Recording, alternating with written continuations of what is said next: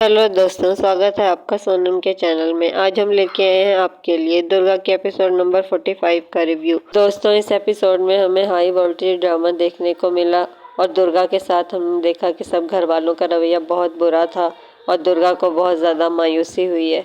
तो हम देखते हैं कि दुर्गा के साथ क्या हुआ।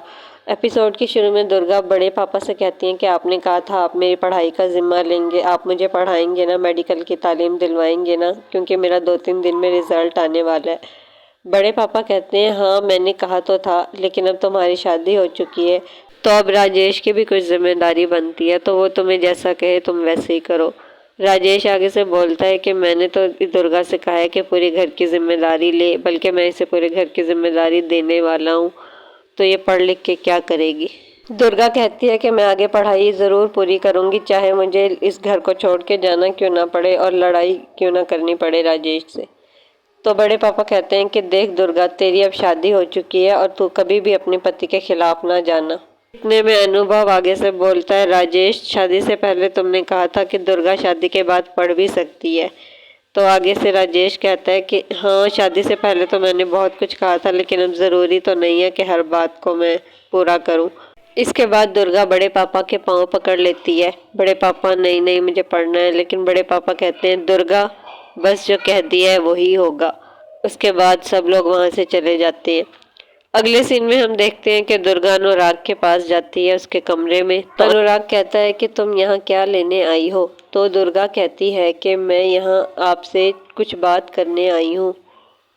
अनुराग कहता है कि मैं तुमसे नफरत करता हूँ और 1000 बार कह चुका हूँ कि मुझे तुमसे कोई बात नहीं करनी है।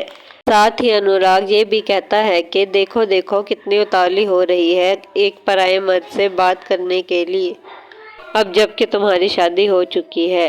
साथ ही अनुराग ये भी कहता है देखो मैं अपना सब कुछ भूल चुका हूँ, देखो खाना पीना अपना ख्याल रखना सब कुछ भूल गया हूँ सिर्फ तुम्हारी वजह से, और ये है कि मैं तुम्हें अब भी भूल नहीं पा रहा, बहुत ज़्यादा परेशान रहता हूँ, देखो मेरी हालत, मुझे तुमसे कुछ बात नहीं करनी। इसके बाद दुर्गा कहती है कि मैं अब तुमने बोल दिया तो अब क्या मैं बोलूं। तो अनुराग कहता है कि तुम क्या बोलोगी, तुमने बोल तो दिया तुम मुझसे बात करना चाहती हो, मैं जा रहा हूँ, मैं तुमसे, हटो मेरे रास्ते से, मैं तुमसे बात नहीं करना चाहता। दुर्गा कहती है कि नहीं मैं तुम्हें ये चाबी देने आई थी। दोस्तों, इस पर अनुराग कहता है कि मुझे नहीं चाहिए ये चाबी तुम ले लो, मुझे नहीं चाहिए। दुर्गा कहती है कि नहीं तुम्हें नहीं पता कि हमारी इसमें कितनी पर्सनल चीज़ें रखी हुई हैं, अगर वो किसी ने देख ली तो फिर बहुत ज़्यादा मसला खड़ा हो जाएगा। अनुराग कहता है कि मैंने तो उसमें अपने पैसे भी रखे हुए थे जो मुझे मिलते थे खर्चे के। तो दुर्गा कहती है कि हाँ मैंने वो सिर्फ जायज़ ज़रूरतों पर ही लगाए हैं, कोई इधर उधर नहीं लगाए, डायरी भी वहाँ पास में रखी है, तुम हिसाब देख लेना। ये सुनकर अनुराग कहता है कि हिसाब माय फुट, मैंने तुम्हें अपनी ज़िंदगी दी थी, तुमसे मोहब्बत की थी, तुमसे प्यार किया था, तो मैं पैसे के ऊपर मरूं इतना छोटा नहीं हूं मैं। अनुराग दुर्गा से ये भी कहता है कि दुर्गा तुम्हारे पाँव में लगी है ना और तुम सही से खड़े नहीं हो पा रही।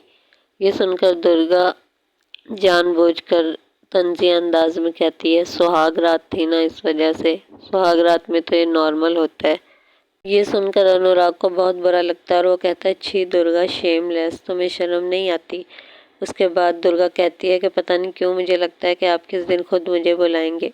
ये सुनकर अनुराग कहता है कि नहीं दुर्गा, मैंने तो तुमसे प्यार किया था, मोहब्बत की थी, लेकिन सोचा था कि तुम्हें अपने स्टैंडर्ड तक ले आऊँगा, लेकिन नहीं, तुम कहाँ, मेरा स्टैंडर्ड देखो मैं कहाँ हूँ और तुम्हारा देखो। अनुराग भी तंजिया अल्फाज में दुर्गा को अच्छा खासा सुना देता है।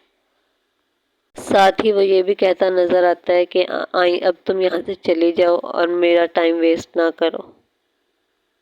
इसके बाद दोस्तों दुर्गा एक दफ़ा फिर अनुराग को फोर्स करती है कि वो ये चाबी ले ले, लेकिन अनुराग कहता है कि मैं ये चाबी नहीं लूँगा, वो फेंक देता है चाबी को। तो दुर्गा कहती है कि प्यार की सारी निशानियों को मिटाने के लिए ज़रूरी है कि आप इस चाबी को ले लें। इतने में राजेश भी पीछे खड़ा सब सुन रहा होता है।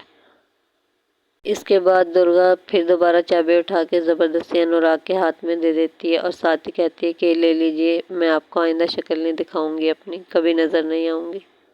चाबी देने के बाद दुर्गा और अनुराग अलग अलग हो जाते हैं। दुर्गा चली जाती है बाहर और राजेश भी वहाँ से जो खड़ा हुआ सुन रहा था बातें, वो भी चला जाता है और वो जाके पानी बाई को और घर वालों को शिकायत लगाता है कि हमारी बिंदनी अकेले आपके लड़के के साथ बातें कर रही है। बड़ी माँ और मासा बहुत बुरी नज़रों से दुर्गा को देखते हैं और फिर राजेश कहता है कि मैं इसे घर जाके बताऊंगा।